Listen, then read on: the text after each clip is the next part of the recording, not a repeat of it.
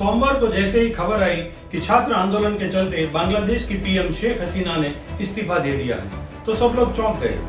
सब सोचने लगे कि छात्र आंदोलन तो खत्म हो चुका था, फिर ये अचानक क्या हुआ। और दोस्तों, राजनीति में कुछ भी अचानक नहीं होता है। जनवरी में हुए बांग्लादेश के चुनाव में विपक्षी पार्टियां ये मान के चल रही थी कि शेख हसीना इस बार हार जाएगी, पर ऐसा हुआ नहीं। 2009 से लगातार जीतने वाली शेख हसीना 2024 में भी जीत के आ गई। इसीलिए कहा जाता है कि पिछले एक साल से बांग्लादेश में तख्तापलट की साजिशें चल रही थी, और इस साजिश के मुख्य किरदार थे बांग्लादेश के राष्ट्रपति, सेना प्रमुख, Bangladesh micro finance expert Mohammad Yunus, Khaleda Zia का बेटा, ISI और चीन। और इस पूरे कार्यक्रम की मंजूरी दी गई थी अमेरिका और ब्रिटेन की लेबर पार्टी की ओर से, और इसका पूरा फंडिंग जॉर्ज सोरोस, अमेरिका और ब्रिटेन ने किया। जी हाँ, वही जॉर्ज सोरोस जो भारत के प्रधानमंत्री मोदी को उखाड़ फेंकने का दम भरता था। और ऐसा इसलिए माना जाता है क्योंकि जो बिडेन का बेटा खालिदा जिया के लगातार संपर्क में था। अब आप सब सोच रहे होंगे कि ऐसा करने का कारण क्या है। कारण है विचारधारा। यह लड़ाई न राजनीति की है न धर्म की।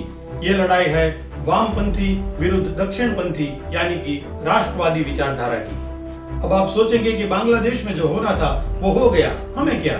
पर याद रखिए, अगर पड़ोस के घर में आग लगती है तो उसकी लपटें अपने घर को भी नुकसान करती है, और अगर हम ध्यान नहीं रखेंगे तो वो हमारे घर को जला भी सकती है।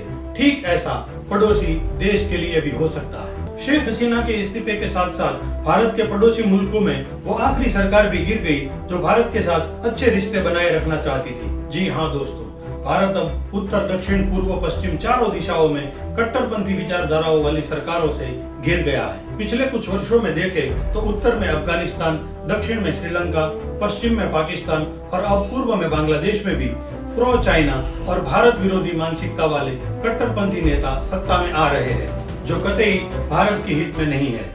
और ये वामपंथी विचारधारा का नेटवर्क और असर इतना मजबूत होता है कि हमारे देश में रहने वाले कुछ मूर्ख और वामपंथी विचारधारा के अंधे अनुयायी आपको शेख हसीना जैसी चुनाव जीतकर आने वाली नेता को तानाशाह बताएंगे, और बांग्लादेशी आर्मी के समर्थन से सीधा प्रधानमंत्री बनने वाले मोहम्मद यूनुस को लोकतंत्र का रखवाला।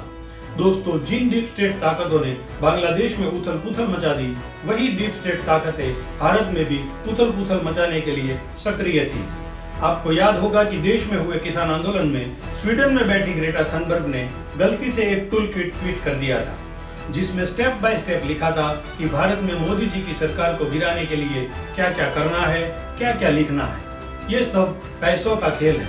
वरना आप ही सोचिए, भारत के किसान आंदोलन में रिहान्ना और मियां खलीफा क्यों कूद पड़ेगी भाई।